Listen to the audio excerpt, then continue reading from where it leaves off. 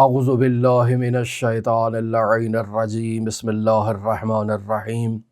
اب اگر ہم آئیں مختص اعمال کی طرف، تو پہلی ذی حج کا دن، اس دن کے متعلق اگر اعمال میں بیان کیا جائے تو جیسے ہم نے پہلے بیان کیا کہ تمام 9 دنوں کے اندر روزہ رکھنا مستحب ہے، تو یہ پہلا ذی حج کا دن اس قدر بابرکت دن ہے کہ حضرت ابراہیم علی نبینا و آلہ و علیہ السلام کی ولادت باسعادت کا دن ہے۔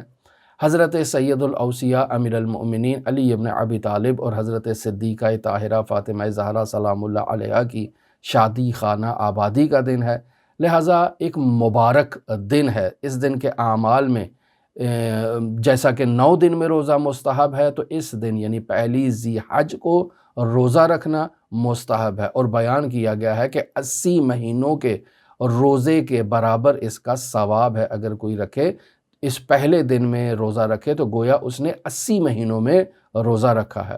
اور پھر اس دن جو ہے وہ حضرت صدیقہ طاہرہ فاطمہ زہرا سلام اللہ علیہا کی نماز بھی ہے، عین اسی طرح سے جیسے حضرت سید الاوصیاء امیر المؤمنین علی ابن ابی طالب علیہ الاف و تحیت و ثنا کی نماز ہے۔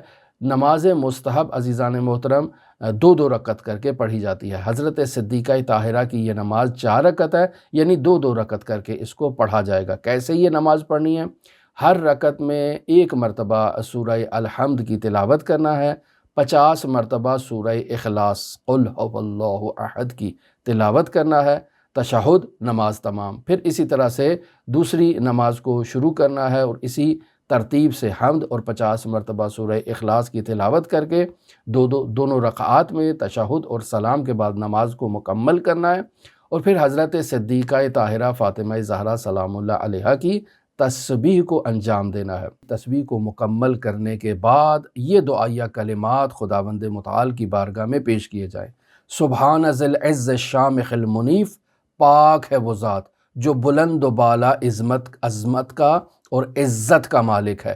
سبحان ذی العز الجلال الباذخ العظیم، پاک ہے وہ ذات جو صاحب جلالت شان اور عظمت والی ہستی ہے۔ سبحان ذی الملک الفاخر القدیم، پاک ہے اور عظیم ہے وہ ذات جو ذی الملک یعنی صاحب ملک ہے۔ کون سا ملک؟ الفاخر، وہ ملک جو قابل فخر ہے اور قدیم بھی ہے، یعنی پاک ہے وہ ذات کے جو صاحب ملک فاخر قدیم ہے۔ سبحان من یرا اثر النملۃ فی الصفا، پاک ہے وہ ذات جو پتھر پر چیونٹی کے چلنے کے اثر کو اور پیروں کے نشان کو مشاہدہ کر لیتا ہے۔ سبحان من یرا وقع الطیر فی الہوا، پاک و منزہ ہے وہ ذات جو ہوا میں اڑنے والے پرندے کے نشان کو مشاہدہ کر لیتا ہے، اور پاک ہے وہ ذات سبحان من ہوا ہاکذا ولا ہاکذا غیرہ، پاک ہے وہ ذات کہ جو اس طرح سے اس شان و شوکت و عظمت کی مالک ہے اور اس کا غیر اس صفت کا اور ان اوصاف کا حامل نہیں ہے۔ پھر اس کے علاوہ جو مخصوص اعمال میں تیسرا عمل بیان کیا گیا ہے وہ یہ ہے کہ زوال سے آدھا گھنٹہ پہلے 2 رکعت نماز کو پڑھا جائے، جس کی ہر رکعت میں حمد کے بعد 10 مرتبہ سورہ توحید قل هو اللہ احد کی تلاوت کرنا ہے، 10 مرتبہ آیت الکرسی کی تلاوت کرنا ہے، اور 10 مرتبہ سورہ قدر کی تلاوت کرنا ہے۔